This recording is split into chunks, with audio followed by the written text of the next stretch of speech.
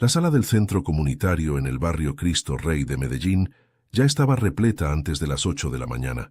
Más de 500 personas ocupaban cada silla disponible, mientras otras permanecían de pie contra las paredes. El ambiente cargado mezclaba expectativa con algo más denso, algo que flotaba entre la devoción ciega y el miedo de descubrir la verdad.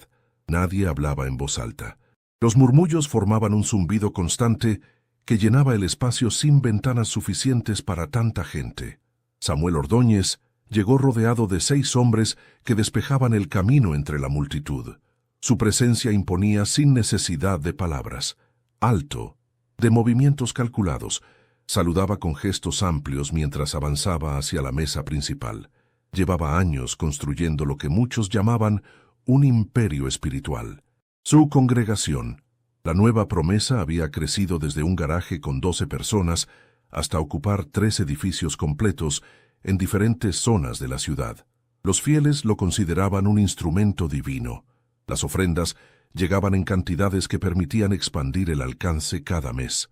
El padre Luis Toro entró por la puerta lateral 5 minutos después. Vestía la sotana negra tradicional, sin adornos ni pretensiones.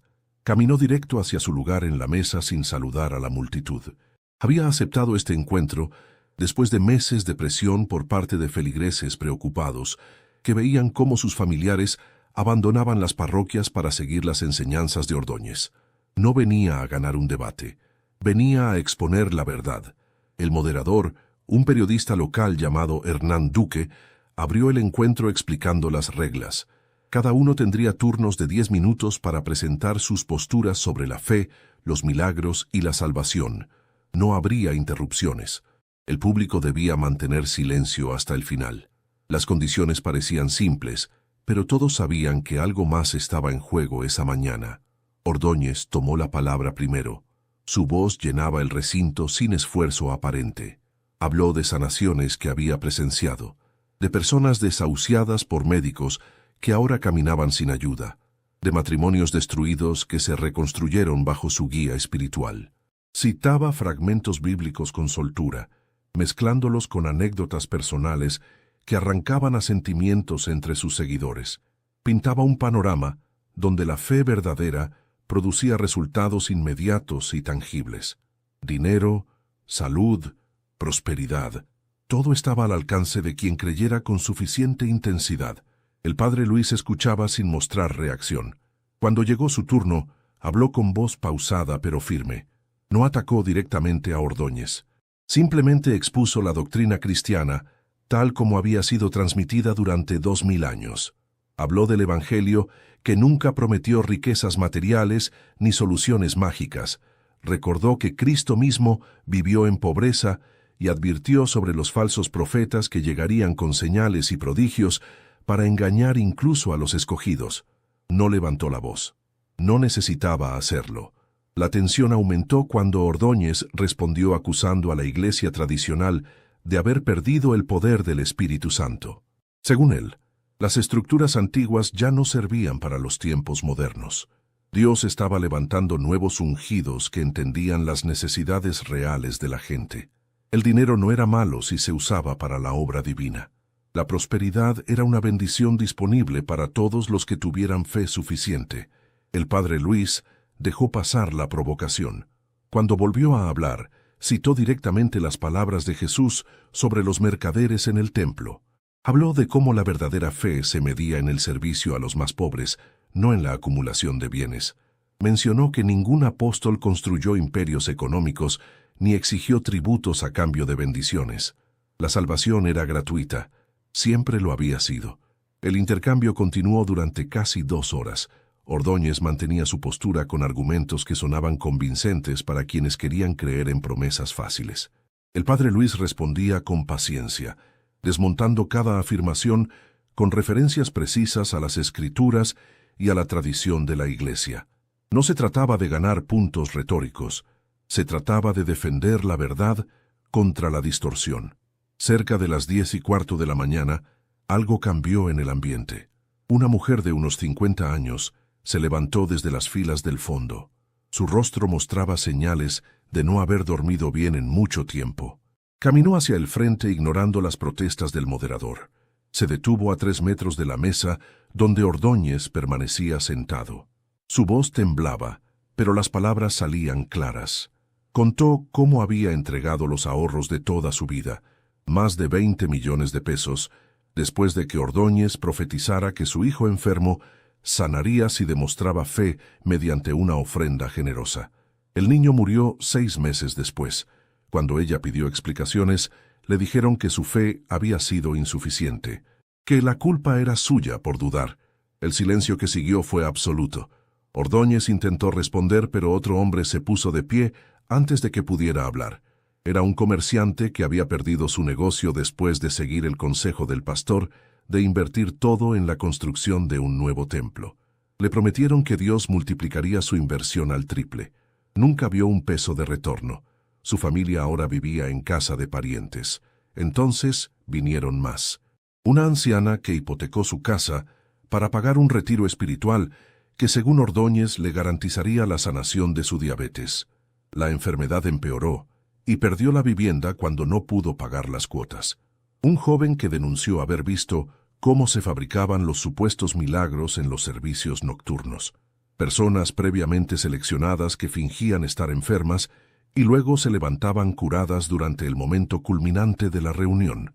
El moderador perdió el control de la situación. Las denuncias se multiplicaban mientras los seguidores de Ordóñez intentaban defender a su líder con gritos que no lograban silenciar los testimonios. Alguien trajo documentos, estados de cuenta bancarios que mostraban transferencias millonarias hacia cuentas personales del pastor, contratos de propiedades a su nombre adquiridas con fondos de la congregación.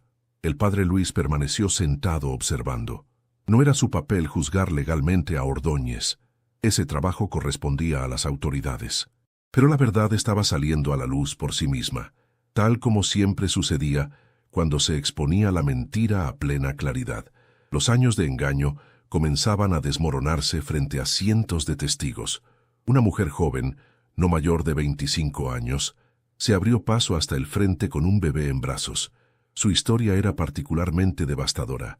Ordóñez le había dicho que su embarazo era una prueba de Dios y que debía rechazar tratamiento médico para demostrar fe absoluta. Le aseguró que el Espíritu Santo guiaría el parto sin complicaciones. La niña nació con problemas respiratorios severos que pudieron haberse prevenido con atención prenatal adecuada. Sobrevivió de milagro gracias a los médicos del hospital público, pero quedó con secuelas permanentes. Ordóñez finalmente intentó hablar. Negó todo. Calificó las acusaciones como persecución religiosa. Dijo que Satanás estaba usando a esas personas para destruir la obra de Dios. Sus palabras sonaban huecas ahora. El barniz de autoridad espiritual se había agrietado completamente.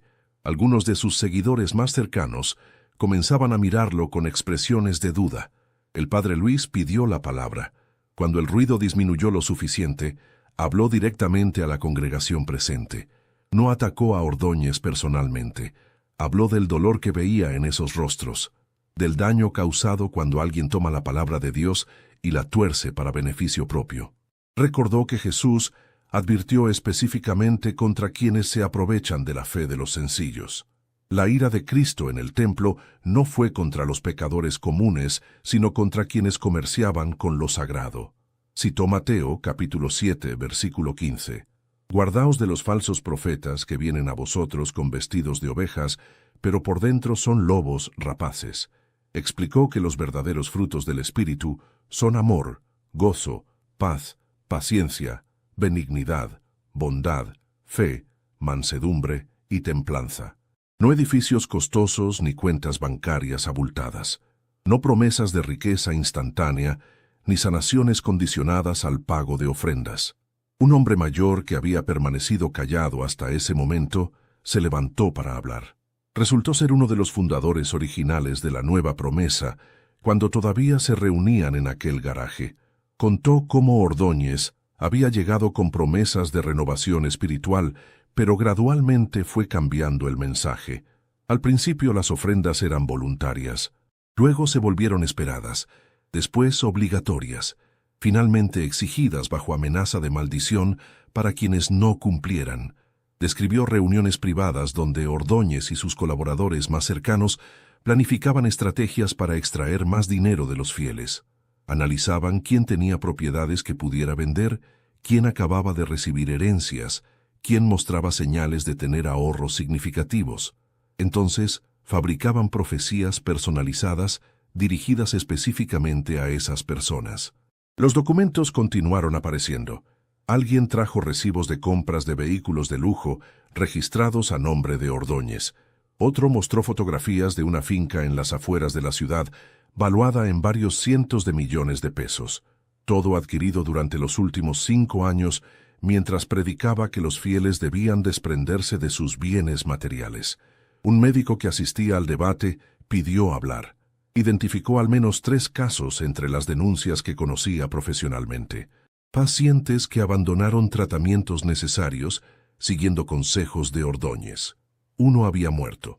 Los otros 2 sufrieron complicaciones evitables que redujeron significativamente su calidad de vida. El doctor explicó que la fe y la medicina no son enemigas, que rechazar tratamiento científico en nombre de la espiritualidad es ignorancia disfrazada de piedad. El padre Luis aprovechó ese testimonio para profundizar. Habló de cómo la Iglesia Católica siempre ha sostenido hospitales y promovido el avance médico, de cómo algunos de los más grandes científicos de la historia fueron sacerdotes y religiosos. La verdadera fe no teme al conocimiento ni rechaza las herramientas que Dios pone al alcance humano para aliviar el sufrimiento. Ordóñez intentó retomar el control acusando al padre Luis de envidia por el crecimiento de su congregación. Sugirió que la iglesia tradicional no soportaba ver cómo las personas encontraban verdadera liberación fuera de sus estructuras obsoletas, pero sus palabras ya no tenían el mismo efecto. Demasiadas grietas se habían abierto en su imagen, demasiadas verdades habían salido a la luz. Una periodista independiente que había estado documentando discretamente las actividades de la Nueva Promesa durante meses se identificó. Reveló que tenía entrevistas grabadas con exmiembros del círculo íntimo de Ordóñez, personas que habían participado en la fabricación de milagros y ahora buscaban redención exponiendo los mecanismos de engaño. Ofreció entregar todo el material a las autoridades competentes. Alguien gritó desde atrás exigiendo que Ordóñez devolviera el dinero robado. Otros se unieron al reclamo. El ambiente se tornó cada vez más hostil hacia el pastor. Sus guardaespaldas se pusieron tensos, preparados para intervenir si la situación escalaba físicamente. El moderador amenazó con cancelar el evento si no se restauraba el orden. El padre Luis levantó la mano pidiendo calma. Cuando logró que disminuyera el ruido, habló sobre el perdón y la justicia. Explicó que ambos deben caminar juntos, que perdonar no significa permitir que continúe el abuso, que la misericordia incluye proteger a futuras víctimas, impidiendo que el daño se repita. Animó a todos los afectados a presentar denuncias formales ante las autoridades civiles y eclesiásticas correspondientes. Dirigió entonces su atención directamente a Ordóñez. Le habló sin ira, pero con firmeza absoluta. Le recordó que todavía estaba a tiempo de reconocer sus errores, de devolver lo robado, de buscar verdadera conversión, que Dios siempre espera al pecador arrepentido, pero que el arrepentimiento genuino incluye reparación del daño causado. Que esconderse detrás de discursos espirituales no engañaba a quien ve los corazones. Ordóñez no respondió. Su rostro había perdido toda la seguridad que exhibía al inicio de la mañana. Miraba la mesa frente a él, evitando el contacto visual con cualquiera. Sus manos temblaban ligeramente. El imperio que había construido con palabras se desmoronaba bajo el peso de la verdad que finalmente salía a la superficie. Un abogado presente ofreció asesoría legal gratuita a todas las víctimas que quisieran proceder judicialmente. Explicó que existían bases para demandas por fraude, estafa agravada y ejercicio ilegal de profesiones relacionadas con la salud. Varios afectados tomaron nota de sus datos de contacto. El padre Luis cerró su participación citando Juan capítulo 8, versículo 32. Conoceréis la verdad, y la verdad os hará libres. Explicó que liberarse del engaño a veces duele más que permanecer en la mentira cómoda, que reconocer haber sido manipulado requiere humildad y coraje. pero que esa es la única forma de sanar verdaderamente y evitar caer en trampas similares en el futuro. Invitó a todos los presentes a buscar comunidades de fe donde el mensaje del Evangelio se predique sin distorsiones comerciales, donde los líderes vivan con sencillez coherente con lo que enseñan, donde nadie exija dinero como condición para recibir bendiciones, donde la salvación se presente como el don gratuito que siempre ha sido. Varios seguidores de Ordóñez que habían llegado dispuestos a defenderlo, ahora mostraban expresiones de confusión y dolor. Algunos lloraban en silencio, procesando la magnitud del engaño. Otros salían rápidamente del recinto incapaces de enfrentar la disonancia entre lo que habían creído y la realidad que acababan de presenciar. El moderador dio por concluido el debate cerca de las 11:30 de la mañana. Ordóñez intentó salir rápidamente, pero decenas de personas lo rodearon exigiendo explicaciones. Sus guardaespaldas formaron un círculo protector mientras lo escoltaban hacia la salida lateral. Alguien le arrojó un vaso de agua que impactó en su espalda. Los ánimos estaban al límite. El padre Luis permaneció en la sala hablando con grupos de personas que se acercaban buscando orientación. Algunos eran víctimas directas de Ordóñez. Otros simplemente querían entender cómo habían sido engañados tan fácilmente. El sacerdote dedicó tiempo a cada uno, escuchando historias de dolor y confusión sin prisa por marcharse. Una mujer le preguntó cómo podía volver a confiar en líderes religiosos después de haber sido traicionada tan profundamente. El padre Luis le respondió con honestidad. Le dijo que la desconfianza era una respuesta natural ante el abuso, que tomaría tiempo reconstruir la capacidad de creer, pero que no todos los líderes son iguales, que existen comunidades auténticas donde la fe se vive con integridad. Le explicó señales para identificar comunidades saludables, transparencia financiera, líderes que viven modestamente sin acumular riquezas personales, enseñanza centrada en el servicio a los demás en lugar de beneficios individuales, apertura a preguntas y cuestionamientos sin amenazas de castigo divino, conexión con tradiciones históricas verificables en lugar de revelaciones personales convenientes. Un grupo de jóvenes se acercó preguntando qué hacer con familiares que seguían negando las evidencias contra Ordóñez. El padre Luis les aconsejó paciencia y amor. Les explicó que cuando alguien ha invertido años de vida y recursos en una creencia, soltarla requiere un proceso, que presionar demasiado agresivamente podía generar defensas más fuertes. Que el mejor testimonio era mostrar paz y claridad en su propia búsqueda de verdad.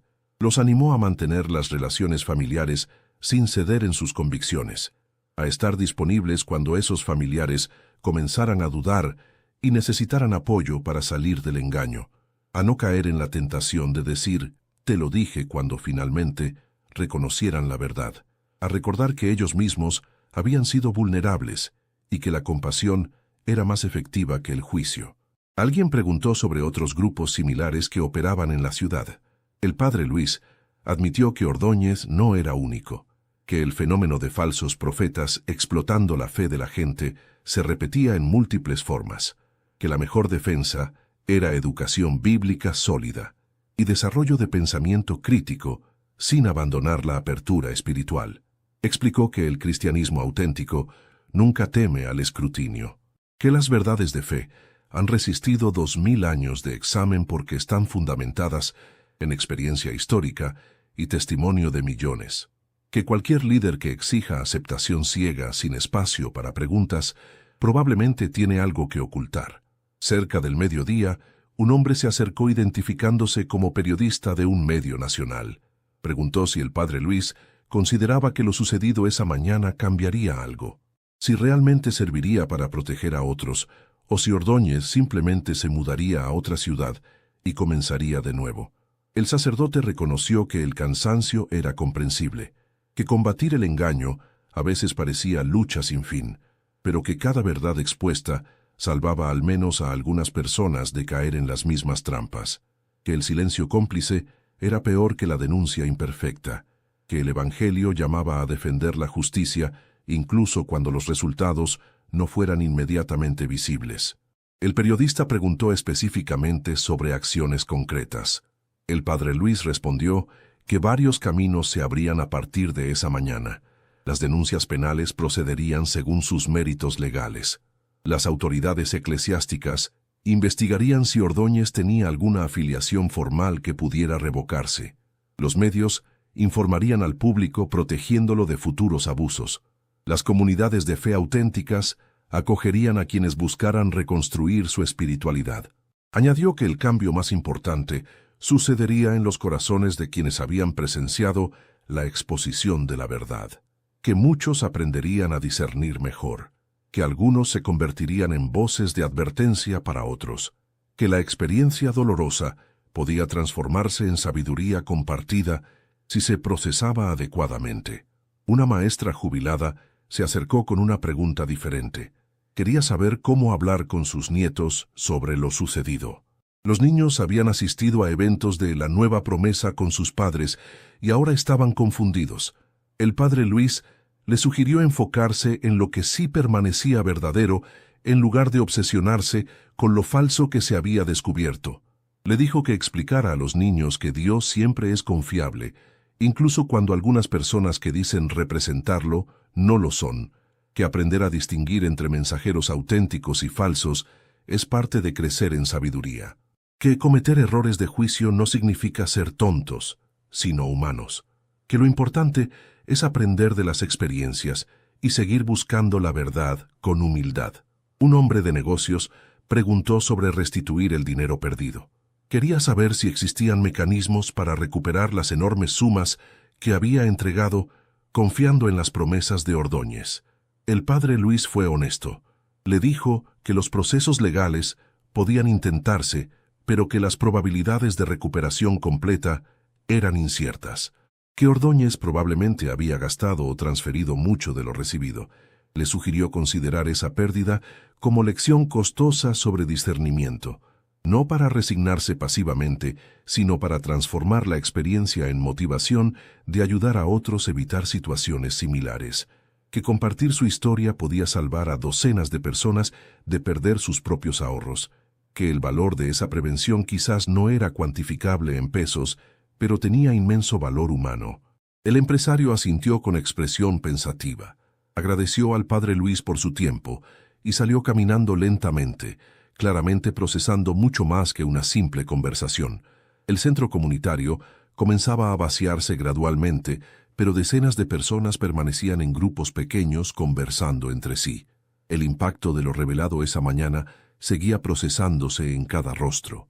Algunos lloraban abiertamente, mientras otros mantenían expresiones de ira contenida. El padre Luis observaba desde su lugar junto a la mesa principal, consciente de que el trabajo apenas comenzaba. Una pareja de ancianos se acercó tomados de la mano. El hombre habló con voz quebrada. Llevaban 42 años de matrimonio y toda su vida habían sido católicos practicantes, hasta que 3 años atrás sus hijos los convencieron de asistir a una reunión de la Nueva Promesa. Ordóñez los impresionó con su oratoria y sus aparentes conocimientos bíblicos. Poco a poco dejaron de ir a misa dominical para dedicarse completamente a las actividades del grupo. Habían vendido un apartamento que pensaban dejar como herencia a sus nietos. Todo el dinero, cerca de 180 millones de pesos, lo entregaron como ofrenda especial cuando Ordóñez profetizó que Dios los multiplicaría al doble si demostraban fe radical. Pasaron los meses y nada sucedió. Cuando preguntaron, les dijeron que debían esperar el tiempo perfecto de Dios. Ahora se sentían destruidos no solo por la pérdida económica, sino por la vergüenza de haber abandonado su fe original. El padre Luis les tomó las manos. Les habló con ternura sobre cómo el buen pastor busca la oveja perdida con alegría cuando la encuentra. Les recordó la parábola del hijo pródigo, donde el padre no reprende, sino que celebra el regreso. Les aseguró que la iglesia no guardaba resentimiento hacia quienes se habían alejado, que las puertas permanecían abiertas sin condiciones ni penitencias humillantes.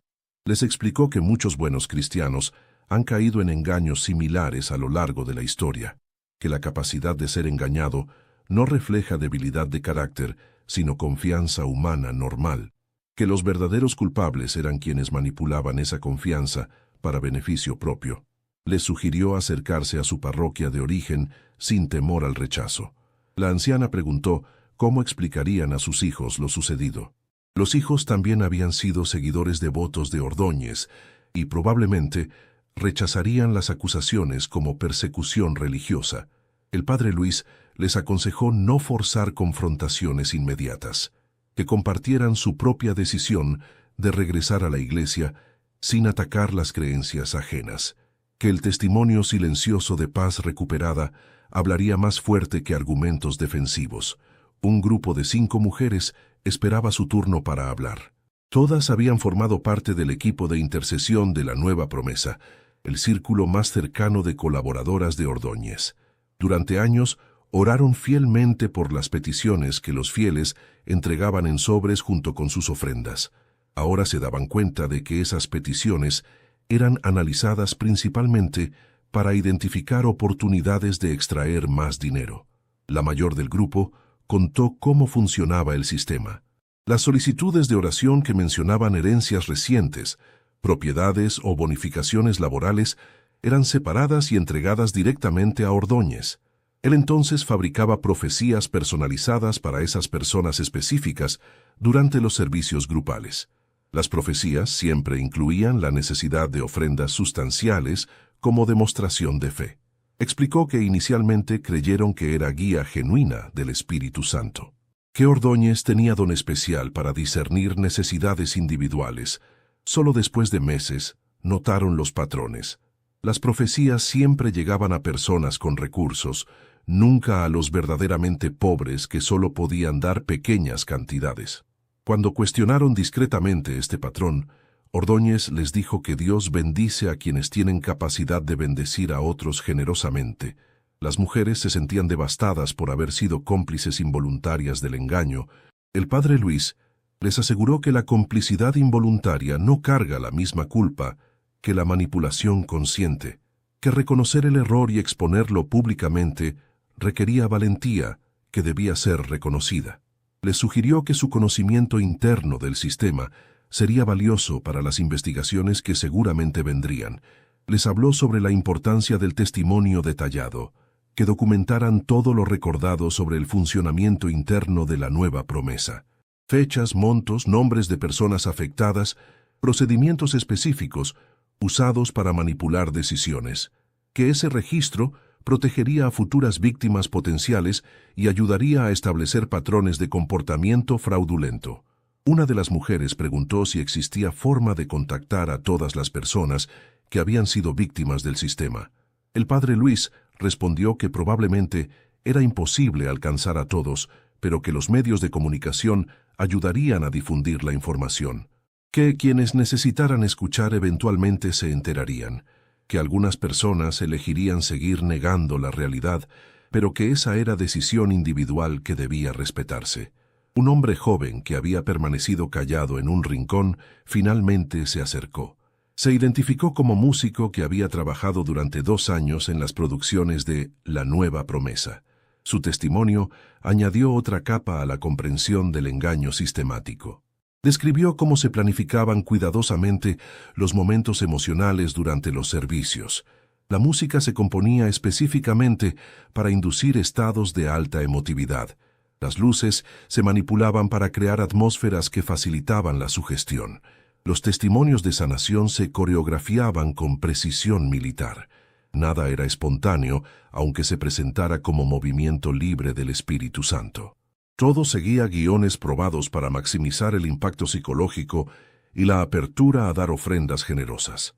Explicó que inicialmente pensó que simplemente estaban usando herramientas modernas para comunicar verdades antiguas, que no veía problema en hacer profesionales las presentaciones.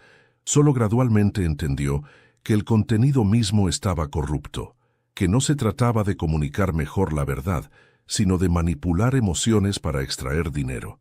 El músico describió reuniones de planificación donde Ordóñez revisaba los resultados financieros de cada servicio. Analizaban qué técnicas habían funcionado mejor para incrementar las ofrendas. Discutían cómo ajustar los mensajes para dirigirse a nuevos segmentos demográficos. Todo se medía en términos de retorno económico. El padre Luis escuchó atentamente tomando notas mentales. Cuando el joven terminó, le agradeció la honestidad de exponer su participación.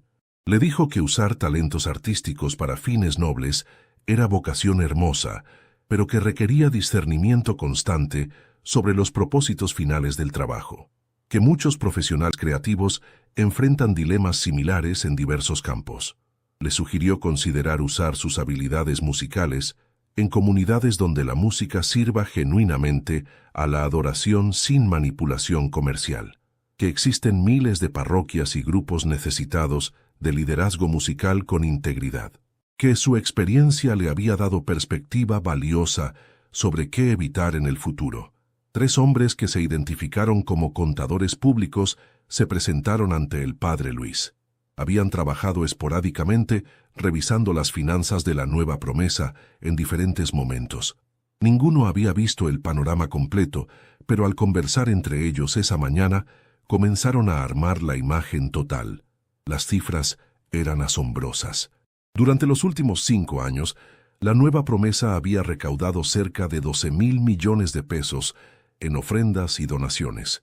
De esa cantidad, aproximadamente 40% había sido desviado hacia cuentas personales de Ordóñez y sus familiares cercanos. Otro 30% se había usado en gastos operativos legítimos.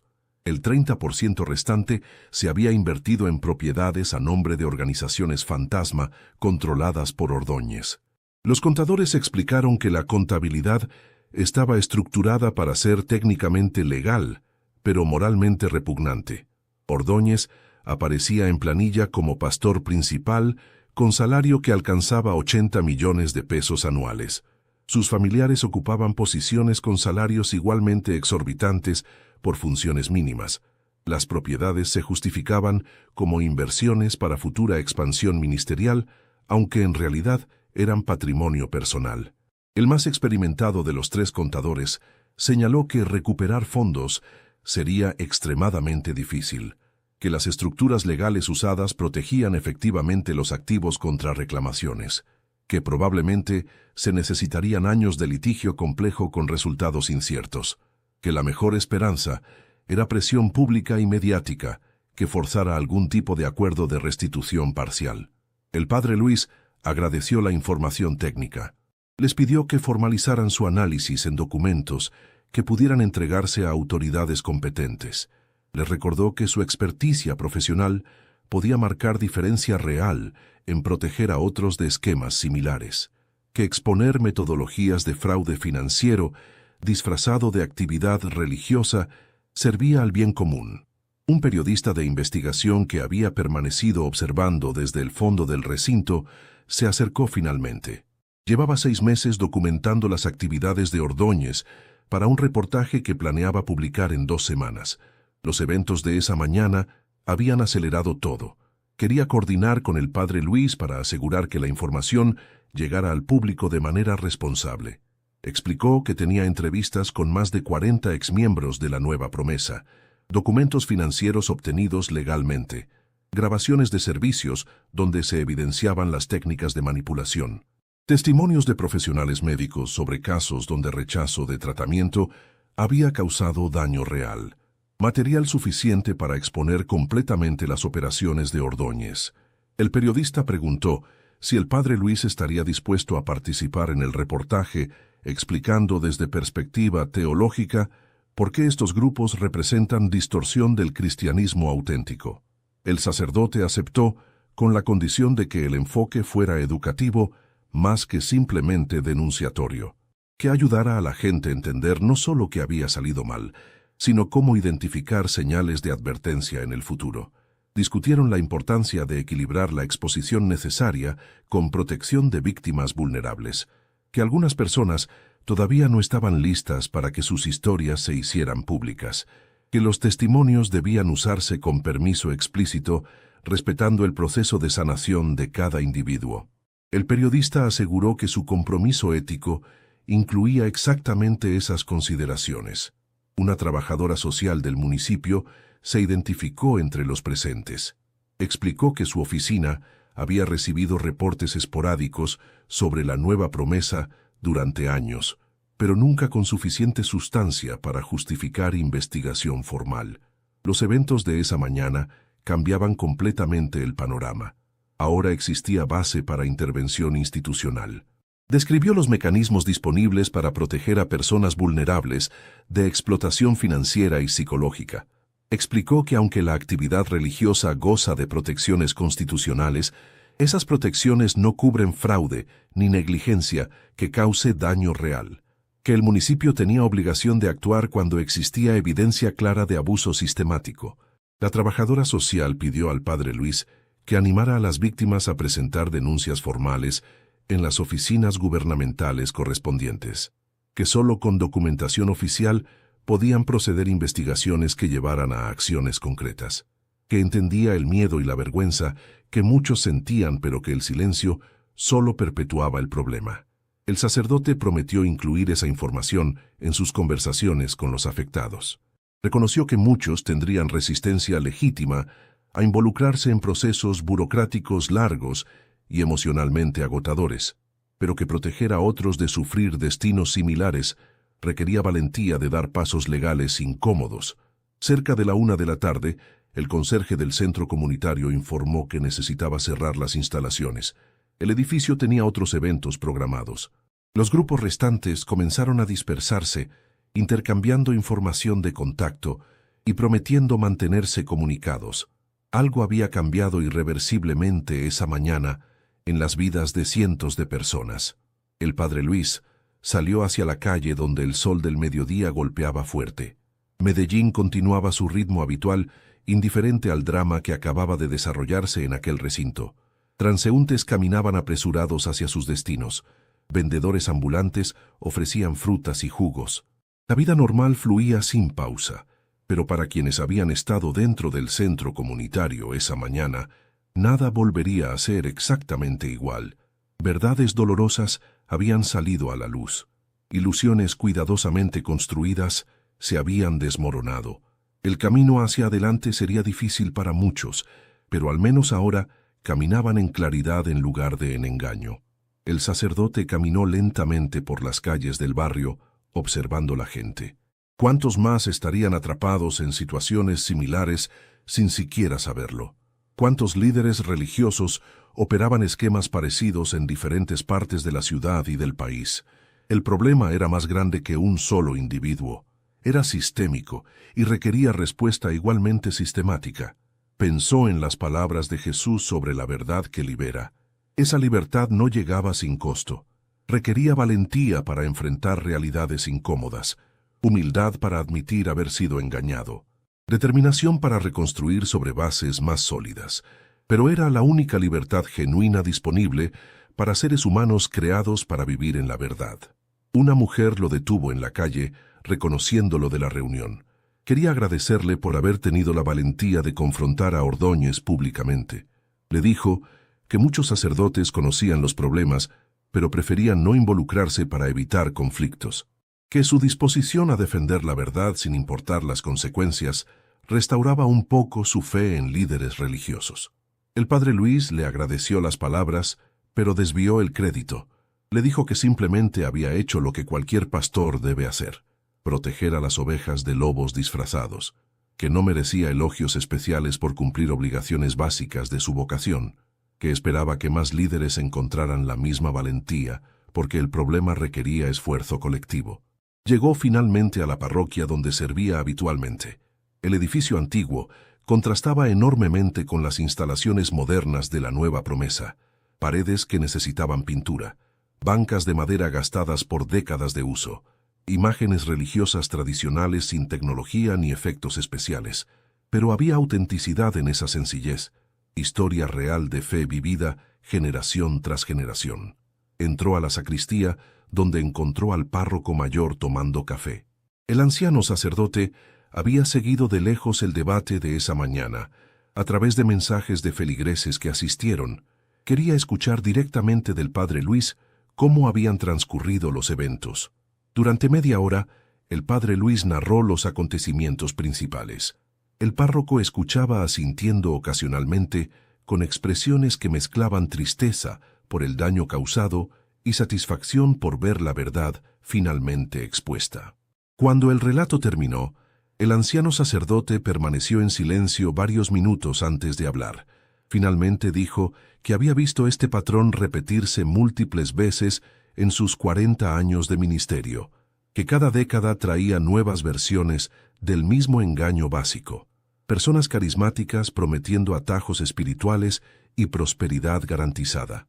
Multitudes siguiéndolos con entusiasmo hasta que eventualmente la verdad emergía y todo colapsaba. Explicó que la solución nunca había sido simplemente exponer a los charlatanes individuales. Eso era necesario pero insuficiente. La solución real requería educar a la gente en pensamiento crítico y conocimiento bíblico sólido. Requería comunidades de fe auténticas que modelaran cristianismo genuino sin espectáculo ni comercialismo. Requería líderes dispuestos a vivir la sencillez que predicaban. El párroco sugirió que organizaran sesiones educativas en la parroquia para ayudar a quienes habían sido afectados por Ordóñez a reconstruir su fe sobre fundamentos sólidos. El padre Luis estuvo de acuerdo inmediatamente. Propuso comenzar la semana siguiente con encuentros abiertos donde pudieran discutirse sin juicio las experiencias vividas y las lecciones aprendidas. Salió de la sacristía directo hacia el templo principal. Necesitaba un momento de silencio después de la intensidad de toda la mañana. Se arrodilló frente al altar, mirando el crucifijo que presidía el espacio. La imagen de Cristo sufriente le recordaba que la verdad siempre tiene precio, que defenderla implica enfrentar resistencia y a veces hostilidad. Oró por las víctimas de Ordóñez, por las familias destruidas económicamente, por los enfermos que rechazaron tratamiento siguiendo consejos irresponsables, por quienes ahora enfrentaban crisis de fe al descubrir que habían sido manipulados. Pidió sabiduría para acompañarlos en el proceso de sanación que apenas comenzaba. También oró por Ordóñez mismo. Pidió que el peso de sus acciones lo llevara a arrepentimiento genuino, que enfrentara las consecuencias legales con honestidad, que encontrara forma de reparar al menos parte del daño causado. Sabía que muchos considerarían esa oración ingenua o excesivamente misericordiosa, pero el Evangelio no permitía deshumanizar ni siquiera a quienes causaban daño terrible. Su teléfono vibró repetidamente con mensajes de personas que habían estado en el debate. Algunos pedían citas para hablar personalmente. Otros compartían información adicional sobre las operaciones de la nueva promesa. Varios enviaban nombres de familiares y amigos atrapados en situaciones similares con otros grupos. La magnitud del problema se hacía más evidente con cada mensaje. Un periodista solicitaba entrevista para esa misma tarde. Una abogada ofrecía servicios pro bono para víctimas que quisieran demandar. Un psicólogo especializado en recuperación de abuso religioso proponía colaborar en sesiones de apoyo grupal. La comunidad comenzaba a movilizarse en respuesta a la crisis expuesta. El padre Luis respondió los mensajes más urgentes y dejó los demás para después. Necesitaba comer algo y descansar brevemente antes de continuar. La jornada había sido agotadora emocionalmente, aunque físicamente no había hecho más que hablar y escuchar. El peso de las historias humanas detrás de cada testimonio cobraba factura. Caminó hacia el comedor parroquial donde las hermanas que servían la comunidad preparaban almuerzo simple: sopa de verduras, arroz, carne guisada y plátano maduro. Comida honesta, sin pretensiones. Se sentó en la mesa larga de madera, compartiendo espacio con 2 seminaristas jóvenes que hacían práctica pastoral en la parroquia. Los seminaristas querían saber detalles del debate. Habían escuchado rumores, pero ansiaban información directa. El padre Luis les narró una versión resumida mientras comía. Aprovechó para darles consejos sobre cómo identificar señales de manipulación religiosa en su futuro ministerio. Les advirtió que enfrentarían constantemente tentaciones de usar técnicas cuestionables para aumentar asistencia o donaciones. Les habló sobre la importancia de mantener integridad incluso cuando pareciera que métodos más agresivos producían mejores resultados numéricos, que el verdadero éxito pastoral no se medía en cantidad de personas o tamaño de ofrendas, sino en profundidad de transformación genuina. Que un rebaño pequeño de fieles auténticos valía más que multitudes atraídas por promesas falsas. Uno de los seminaristas preguntó cómo responder cuando los feligreses cuestionaran por qué la Iglesia no ofrecía el mismo tipo de experiencias emocionales intensas que grupos como la Nueva Promesa. El padre Luis explicó que las emociones no eran malas en sí mismas, pero que no podían ser la base de la fe madura. Les dijo que la espiritualidad auténtica incluía momentos de consolación, pero también largos periodos de aridez, que crecer en santidad requería perseverancia a través de ambos estados, que buscar constantemente experiencias cumbre era forma de adicción espiritual tan peligrosa como cualquier otra adicción, que la verdadera madurez se manifestaba en fidelidad cotidiana sin necesidad de estímulos extraordinarios constantes. El otro seminarista mencionó que varios de sus compañeros de estudios expresaban admiración por líderes como Ordóñez, que lograban atraer jóvenes masivamente. El padre Luis respondió que debían distinguir entre atracción genuina y manipulación sofisticada, que cualquiera podía reunir multitudes prometiendo cosas que la gente quiere escuchar, que el verdadero desafío pastoral era ayudar a las personas a madurar más allá de búsqueda de gratificación inmediata. Les recordó las palabras de Cristo sobre la puerta estrecha y el camino angosto, que el Evangelio nunca prometió facilidad ni popularidad, que los apóstoles murieron martirizados, no ricos y celebrados, que la cruz permanecía central en el cristianismo auténtico y que cualquier versión que la omitiera o minimizara era distorsión fundamental. Terminó el almuerzo cerca de las 2 de la tarde, agradeció a las hermanas por la comida y subió a su habitación en el segundo piso de la casa parroquial. Necesitaba al menos 30 minutos de descanso antes de continuar con las obligaciones que se acumulaban. Se recostó en la cama estrecha mirando el techo blanco mientras su mente procesaba todo lo vivido. Pensó en los rostros de las víctimas, en el dolor evidente de quienes habían perdido ahorros de toda una vida, en la confusión de quienes descubrían que su fe había sido manipulada, en la vergüenza de quienes se sentían tontos por haber creído. Cada historia representaba sufrimiento real que nunca debió haber ocurrido. También pensó en Ordóñez, en cómo alguien comenzaba ese camino de engaño, si había iniciado con intenciones genuinas que gradualmente se corrompieron, o si desde el principio había sido calculadamente fraudulento, si en algún momento de los últimos años había sentido remordimiento, o si la racionalización había silenciado completamente su conciencia. Se preguntó qué habría pasado si la confrontación no hubiera ocurrido. ¿Cuántas personas más habrían caído en la trampa? ¿Cuánto más dinero habría sido extraído? ¿Cuánto más daño se habría causado? La exposición de esa mañana había sido dolorosa pero necesaria, como cirugía que duele, pero salva la vida del paciente. Su teléfono volvió a vibrar. Era un mensaje del periodista que había solicitado entrevista. Proponía encontrarse en una hora en un café cercano. El padre Luis aceptó. No había tiempo para descanso prolongado. El trabajo de reparar el daño causado por Ordóñez apenas comenzaba y requería aprovechar cada oportunidad de educar al público sobre cómo protegerse de engaños similares. Se levantó, se lavó la cara y volvió a ponerse la sotana que había dejado sobre la silla. Antes de salir, se detuvo frente al pequeño crucifijo en la pared de su habitación. Hizo una oración breve pidiendo fuerza para continuar. Luego bajó las escaleras y salió nuevamente a las calles de Medellín, donde la tarde transcurría normal para la mayoría, mientras para algunos todo había cambiado irreversiblemente esa mañana. O café donde se encontraron estaba medio lleno con clientes habituales que tomaban tinto y conversaban sin prisa. El periodista ya esperaba en una mesa del fondo con grabadora y libreta preparadas. Intercambiaron saludos breves antes de entrar directamente al tema que los convocaba. El periodista comenzó preguntando qué había motivado al padre Luis a aceptar el debate con Ordóñez. El sacerdote explicó que durante meses había recibido testimonios preocupantes de feligreses cuyos familiares abandonaban la iglesia para seguir a la Nueva Promesa. Las historias compartían patrones inquietantes de presión financiera y aislamiento social. Cuando surgió la oportunidad del debate público, vio chance de exponer esas preocupaciones ante audiencia más amplia. Describió cómo preparó su participación estudiando no solo teología, sino también técnicas de manipulación psicológica comúnmente usadas por grupos de alto control. Quería entender exactamente qué estrategias empleaba Ordóñez para poder desmontarlas efectivamente. La preparación resultó crucial cuando las víctimas comenzaron a presentar sus denuncias durante el encuentro.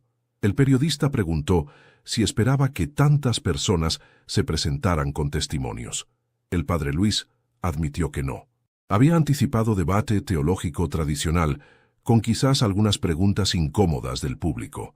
La avalancha de denuncias lo sorprendió, aunque confirmó las sospechas que motivaron su participación. Evidentemente, muchas víctimas habían guardado silencio, esperando momento apropiado para hablar. Discutieron las señales de advertencia que personas comunes pueden usar para identificar grupos potencialmente abusivos. El padre Luis enumeró varios indicadores clave. Líderes que exigen obediencia incuestionable, presión constante por dar dinero con promesas de bendiciones condicionadas, aislamiento progresivo de familia y amigos que cuestionan el grupo, información financiera opaca sin transparencia sobre uso de fondos, castigos o amenazas hacia quienes expresan dudas.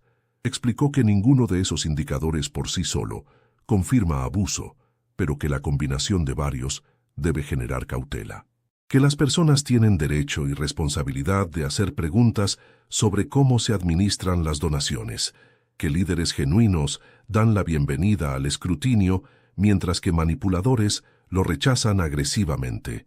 El periodista mencionó que algunos defensores de Ordóñez argumentaban que las acusaciones eran persecución religiosa contra grupos no tradicionales. El padre Luis respondió que esa narrativa era táctica común de abusadores para desviar atención de comportamientos problemáticos. Que la crítica legítima basada en evidencia no constituye persecución. Que proteger a víctimas actuales y potenciales no es intolerancia religiosa, sino responsabilidad ética. Aclaró que su objeción no era contra denominaciones diferentes del catolicismo, sino contra prácticas fraudulentas, independientemente de quién las ejecute, que existen comunidades evangélicas, protestantes y de otras tradiciones que operan con integridad absoluta, que el problema no era cuestión de etiquetas religiosas, sino de comportamientos específicos que causan daño real. El periodista preguntó sobre pasos concretos que víctimas debían tomar.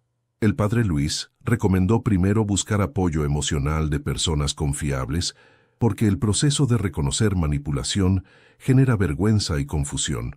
Luego, documentar todo lo posible sobre transacciones financieras y promesas hechas. Finalmente, presentar denuncias formales ante autoridades civiles y eclesiásticas según corresponda. Enfatizó la importancia del apoyo comunitario para recuperación efectiva. Que salir de situaciones de alto control requería red de personas que ofrecieran validación sin juicio. Que muchas víctimas necesitaban ayuda profesional de psicólogos especializados en abuso espiritual. Que las comunidades de fe saludables tenían responsabilidad de acoger y acompañar a quienes buscaban reconstruir su espiritualidad. Discutieron el papel de medios de comunicación en exponer estos grupos. El padre Luis reconoció que periodismo investigativo cumplía función vital de informar al público, pero advirtió sobre riesgo de sensacionalismo que podría revictimizar a afectados o alimentar estereotipos negativos sobre religión en general. Que el mejor periodismo balanceaba exposición necesaria con respeto por dignidad de víctimas. El periodista compartió algunos datos de su investigación sobre la nueva promesa. Había identificado al menos 200 víctimas directas dispuestas a hablar públicamente. Calculaba que probablemente existían miles más que no se habían manifestado por vergüenza o miedo.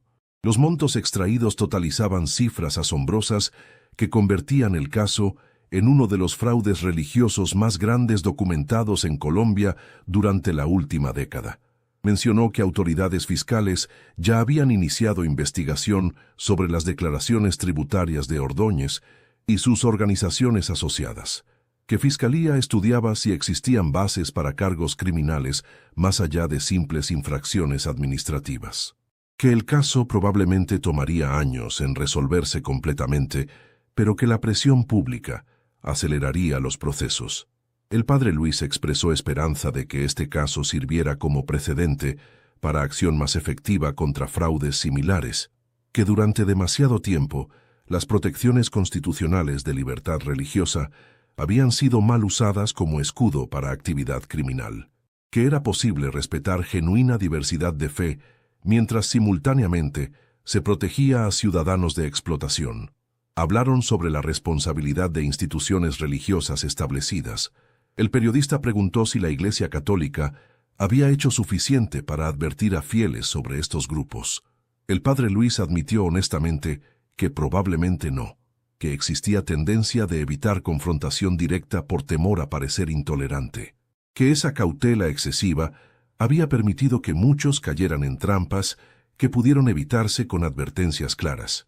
Reconoció que la Iglesia necesitaba ser más proactiva en educar a fieles sobre discernimiento espiritual, que simplemente decir que otros grupos estaban equivocados no era suficiente, que se requería enseñanza detallada sobre cómo evaluar afirmaciones religiosas, cómo identificar manipulación y cómo verificar integridad de líderes espirituales. El periodista preguntó sobre el futuro de la nueva promesa después de la exposición de esa mañana. El padre Luis especuló que probablemente el grupo se fragmentaría. Algunos seguidores leales continuarían apoyando a Ordóñez, interpretando las acusaciones como prueba de fe. Otros abandonarían buscando nuevas comunidades. El liderazgo interno probablemente enfrentaría luchas de poder si Ordóñez era forzado a alejarse. Mencionó que históricamente estos grupos a veces se transformaban después de escándalos. Nuevos líderes emergían prometiendo reforma mientras mantenían estructuras básicas de control, que por eso era crucial no solo exponer a individuos específicos, sino educar al público sobre patrones sistémicos de abuso que trascienden personalidades particulares. Discutieron estrategias de prevención a nivel comunitario. El padre Luis sugirió que escuelas y universidades incluyeran educación sobre pensamiento crítico aplicado a afirmaciones religiosas, que organizaciones civiles desarrollaran recursos educativos sobre derechos de consumidores en contextos religiosos, que medios de comunicación mantuvieran cobertura de seguimiento en lugar de solo reportar escándalos iniciales y luego olvidar. El periodista preguntó qué mensaje quería transmitir a personas todavía atrapadas en grupos similares. El padre Luis habló directamente hacia esa audiencia hipotética. Les dijo que reconocer haber sido engañado no los hacía débiles o tontos, que manipuladores profesionales son expertos en explotar confianza humana normal, que existía vida después de salir de situaciones de control, que comunidades genuinas los esperaban sin juicio. Les animó a hacer preguntas incómodas a sus líderes, a exigir transparencia financiera completa, a reconectar con familia y amigos de quienes pudieron haberse distanciado, a buscar segunda opinión sobre decisiones importantes, especialmente las que involucraban dinero o salud, a confiar en sus instintos cuando algo se sentía equivocado. Les aseguró que Dios no requería que renunciaran a pensamiento crítico, ni que entregaran recursos más allá de sus capacidades, que la fe verdadera generaba libertad creciente, no dependencia cada vez mayor de figuras autoritarias, que podían buscar espiritualidad auténtica sin sacrificar dignidad ni autonomía personal. La conversación continuó casi una hora cubriendo múltiples aspectos del fenómeno. Cuando finalmente concluyeron, el periodista agradeció profundamente el tiempo y la apertura del padre Luis. Prometió que el reportaje sería exhaustivo pero responsable, enfocado en educar y proteger más que en sensacionalizar. El padre Luis salió del café mientras el sol comenzaba a inclinarse hacia el horizonte. Las calles de Medellín mostraban su ritmo vespertino, con trabajadores regresando a casa y comerciantes preparando cierre. La ciudad continuaba girando indiferente a los dramas individuales que se desarrollaban en sus calles. Caminó de regreso a la parroquia reflexionando sobre todo lo sucedido desde temprano esa mañana. Había comenzado como debate teológico relativamente ordinario, pero se transformó en momento de verdad para cientos de personas. Las semillas plantadas ese día producirían frutos durante meses y años. Algunas víctimas sanarían y reconstruirían. Otras quizás nunca recuperarían completamente lo perdido. Pero la verdad había salido a la luz. Eso era lo importante. El engaño había sido expuesto ante testigos múltiples. La información circularía protegiendo a otros de caer en trampas similares. Las autoridades actuarían con mayor conocimiento. Los medios informarían al público. Las comunidades de fe se movilizarían para apoyar recuperación. Pensó en las palabras de Jesús sobre conocer la verdad que libera. Esa libertad tenía precio. Requería valentía para enfrentar realidades dolorosas, humildad para admitir errores, determinación para reconstruir sobre bases más sólidas. Pero era la única libertad genuina disponible para seres humanos, creados para vivir en verdad, no en ilusión. Al llegar a la parroquia, encontró varios mensajes nuevos. Más personas querían hablar. Más historias necesitaban ser escuchadas. Más trabajo esperaba, pero se sentía en paz. Había hecho lo correcto esa mañana al confrontar el engaño con claridad del Evangelio. Los resultados finales estaban en manos más grandes que las suyas. Entró al templo vacío y silencioso. Se arrodilló nuevamente ante el altar agradeciendo por la gracia de haber sido instrumento de verdad ese día. Pidió sabiduría para continuar el trabajo de sanación que apenas comenzaba. Luego se levantó, encendió las velas para el servicio vespertino y preparó todo para recibir a los feligreses que pronto llegarían buscando la presencia de Dios en medio de un día que muchos nunca olvidarían.